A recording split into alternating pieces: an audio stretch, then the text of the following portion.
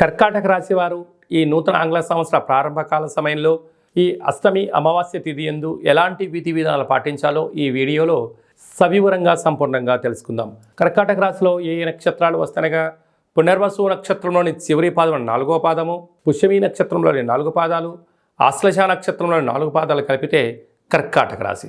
చాలామందికి పుట్టినటువంటి కాల సమయంలో డేటా ఆఫ్ బర్త్లు సక్రమంగా లేనటువంటి కారణం చేత పేరు యొక్క మొదటి అక్షరాన్ని అనుసరిస్తూ రాశిని తెలుసుకునే ప్రయత్నం అవుతుంది.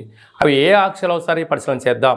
హి, హు, హే, హో, డా, డి, డు, డే అక్షరాల వారందరూ కర్కాటక రాశి జాతకులే. కర్కాటక రాశి యొక్క అధిపతి చంద్రుడు. వీరికి తృతీయ స్థానంలో కేతు సంచార స్థితి సంచారం చేయడం వల్ల చిన్న చిన్న విషయాలకు ఆందోళన, అందరూ ఇటు తల్లిదండ్రులు, ఇంట్లో వాడిన వారు, ఆఫీస్లో ఉండబడిన వారందరూ కూడా నా పైన అధికారాన్ని చెలాయిస్తున్నారు అనే పరిస్థితి మీకు అధికంగా ఉంటుంది.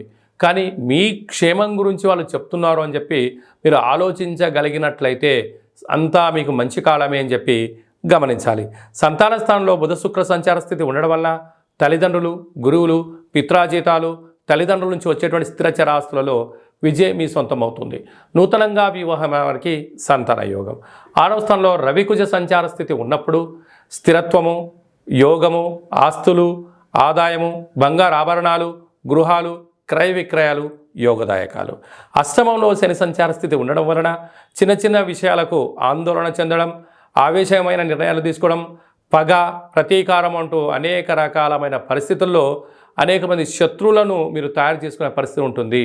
మీ జన్మ నక్షత్రం రోజున అష్టమి అమావాస్య తిథులందున జల ప్రయాణాలు, వాయు ప్రయాణాలు దూరంగా పెట్టడం వల్ల 90% ప్రమాదాలను నివారించే పరిస్థితి అధికంగా ఉంటుంది.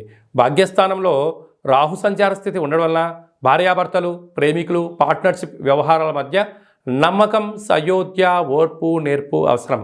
లేకపోతే అన్నింటా అనేక రకాల సమస్యలకు మీరు కేంద్రబిందు అవుతారు. రాజ్యస్థానంలో గురు సంచార స్థితి ఉండడం వల్ల ఉద్యోగ మార్పు, స్థల మార్పు సూచించినను ఇప్పుడు అంతగా యోగదాయకం కాదు అని చెప్పి మీరు గమనించగలగాలి. అలాగే నీటి వ్యాపారాలు, హోటల్ వ్యాపారాలు, గృహ భవన నిర్మాణ కార్యక్రమాలు, వ్యవసాయ సోదరిమణులు, చేతి వృత్తులు చేసుకునేటువంటి వారందరికీ కూడా ఇది చాలా మంచి కాలము అని చెప్పి గమనించాలి. కనుక ఈ అష్టమి తిథి యందున ఈ ఆంగ్ల సంవత్సరం ప్రారంభకాల సమయంలో ఏం చేయగలగాలి అన్నట్లయితే ప్రతిరోజు తెల్లటి పుష్పాలను చంద్రుడికి నమస్కారం ప్రతిరోజు చేసుకొని శివాలయంలో రాత్రిపూటను ఏర్పాటు చేయడం, ఉదయం పూట కళవు వెంకటనాయకానిగా వెంకటేశ్వర స్వామి వారికి ప్రసాదాన్ని ఏర్పాటు చేయడము, సునకపు మహారాజు కనుక కుక్కలకు ఆహారాన్ని మద్యాన్ని పోసినట్లయితే ఈ అష్టమ స్థానంలో శని ప్రభావము, మీరు చేస్తున్న వృత్తులలో ఉద్యోగుల ఆటంకాలు తొలగిపోతాయని చెప్పడంలో ఏమాత్రము సందేహమే లేదు అని చెప్పి గమనించాలి.